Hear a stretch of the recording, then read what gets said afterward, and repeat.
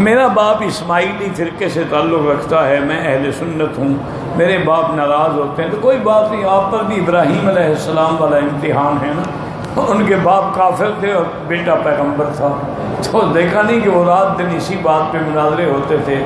حضرت ابراہیم ان کو دعوت دیتے، سمجھاتے، وہ کہتا خبردار لا ارجمنک وہجرنی ملیہ، میں تمہیں ماروں گا، پتھر مار مار کے گھر سے نکال دوں گا۔ تو تم بھی اس امتحان سے گزر رہے ہو، باپ کافر ہو، اسماعیلی ہو، کوئی ہو، تم احترام کرتے رہو، باقی اللہ سے دعا بھی اس کی ہدایت کی کرتے رہو کہ اللہ ہدایت دے دے۔ وما ذلک علی اللہ بعزیز۔ حج فرض کیوں ہوا؟ اللہ نے فرض کیا۔ پھر آپ کہیں گے نماز فرض کیوں ہوئی؟ میں اگر آپ سے پوچھوں کہ آپ پیدا کیوں ہوئے، نہیں، اگر آپ نہ آتے تو کیا دنیا میں کوئی کمی آ جاتی؟ اللہ نے اپنے گھر کی عظمت کے لیے حج کو فرض کیا کہ للہ علی الناس حج البیت من استطاع الیہ سبیلا۔ پہلے گھر بنا، پھر اللہ نے ابراہیم کو حکم دیا اذن فی الناس بالحج یاتوک رجالا، اعلان کر دو اللہ کا گھر بن گیا، اب لوگ حج کے لیے آؤ۔ ورنہ حج کعبہ تو حضرت آدم سے پہلے بھی تھا، کعبہ تو ابھی زمین بچھائی نہیں کی تھی، اس وقت بھی تھا۔ اب کیوں فرض کیا اور کیوں نہیں کیا، تو یہ تو مسئلے پوچھنے کی تب تکلیف ہے نا کہ تم قرآن نہیں پڑھتے ہو۔ ایک شخص نے ایک ہی دفعہ 3 مرتبہ بیوی کو طلاق دی ہے، تو بہرحال حنفی مسلک میں کوئی گنجائش نہیں، وہ 3 ہو گئی ہے، تو بلکہ ائمہ 4 کے نزدیک، 4 اماموں کے نزدیک کوئی گنجائش نہیں، 3 طلاق 3 ہے۔ ویسے یہ ایک بڑا کھلا سا مسئلہ ہے، اگر ایک آدمی کو کھڑے ہو کر ایک وقت میں 3 تھپڑ مارو تو ایک شمار ہوتا ہے؟ کیا خیال ہے آپ کو؟ وہ کہے بھائی ایک، وہ کہے کیوں ہو گیا، ایک دفعہ میں مارا ہے نا، ایک ادھر ایک ادھر ایک ادھر تو نہیں مارا۔ بہرحال 3 طلاق 3 ہیں، پہلے طلاقیں دے دیتے ہیں، بعد میں مسئلے پوچھتے ہیں، اب وہ اس پہ حرام ہے، کبھی حلال ہی نہیں ہو سکتی۔ فلا تحل له من بعد حتى تنكح زوجا غيره۔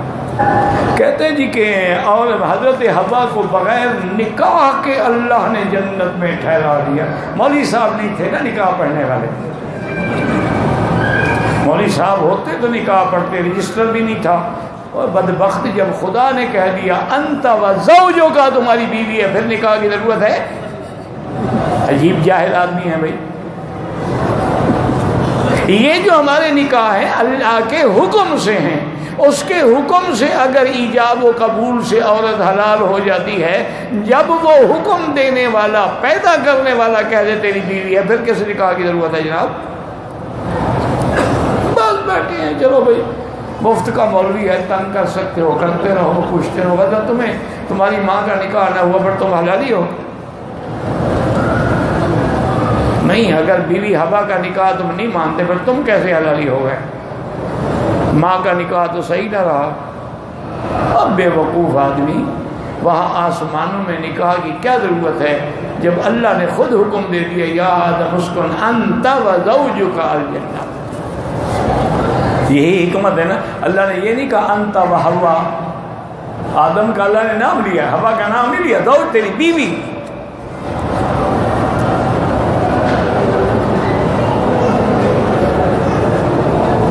اور یہاں سے یہ مسئلہ بھی نکلا کہ بیوی کا نام نہ لیا کرو، اس کے نام پر بھی پردہ رکھا کرو، ورنہ تم نام لے لو گے نا تو باقی ہسٹری انشاءاللہ وہ نکلوا لیں گے کمپیوٹر سے۔ دو احرام ویل چیئر چلاتا ہے، احرام ہونے کے لیے ایسے نہیں باندھتا ہے۔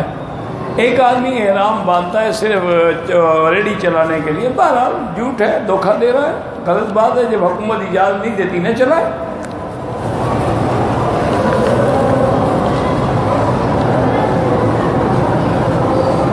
عورت کے بارے میں احرام ہو یا احرام نہ ہو، چہرے کا پردہ ضروری ہے، لیکن کپڑا ایسے ڈالے کہ منہ کو نہ لگے، جیسے کہ بی بی عائشہ نے بتلا دیا کہ جب اذا حاذین الرجال، جب لوگ مرد قریب آتے، صدلنا علی وجوہنا، ہم اپنا کپڑا لٹکا لیتے تھے، اور جب مرد دور چلے جاتے تھے تو ہم کپڑا ہٹا۔ اب چونکہ یہاں مرد تو خیر دور ہوتے ہی نہیں، لہذا کپڑا لٹکتا رہے، چہرے کو نہ لگے اور پردہ بھی ہو۔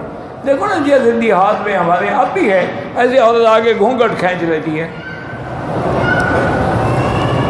ویسے ہماری قوم بڑی عجیب ہے بھائی، مجھے آج تک سمجھ نہیں آئی، غیروں سے پردہ نہیں کرتی، جب شادی ہوتی ہے سہاگ رات خامن سے پردہ کر کے بیٹھی ہوئی ہے گھونگھٹ نکال، کیوں وہ جی منہ دکھائی، پیسے دے تو کام کر چلے، یہ کون سی رسم ہے جناب؟ قرآن میں ہے، حدیث میں ہے، بی بی عائشہ نے گھونگھٹ نکالا تھا، بی بی فاطمہ نے، کس نے؟ کیوں ہندوؤں کے پیچھے چل پڑے گا؟ وہ بیچارہ مارا گارا آتا ہے کہ جا کے منہ دیکھوں گا، وہ کہتے جی پہلے مال نکالو۔ اگر کسی آدمی کو شدید قبض ہے اور پیشاب کے ساتھ مادہ سفید نکلتا ہے، اس کے لیے غسل نہیں ہوتا، اس کے لیے صرف استنجا ہے اور وضو ہے۔ ہمیشہ یاد رکھیں کہ ایک ودی ہے، ایک مزی ہے، ایک منی ہے۔ منی جب نکلے تو پھر غسل ہوتا ہے، اور منی کے نکلنے کا معنی یہ ہے کہ شہوت سے نکلے اور ٹپک کے نکلے اور اس کے بعد وہ عضو جو ہے وہ مر جائے، یہ منی۔ باقی لیسدار مادہ پیشاب سے پہلے آ گیا، بعد میں آ گیا، قبض کی شدت سے زور لگایا تو وہ مادہ آ گیا، یہ اس سے استنجا ہے، غسل نہیں۔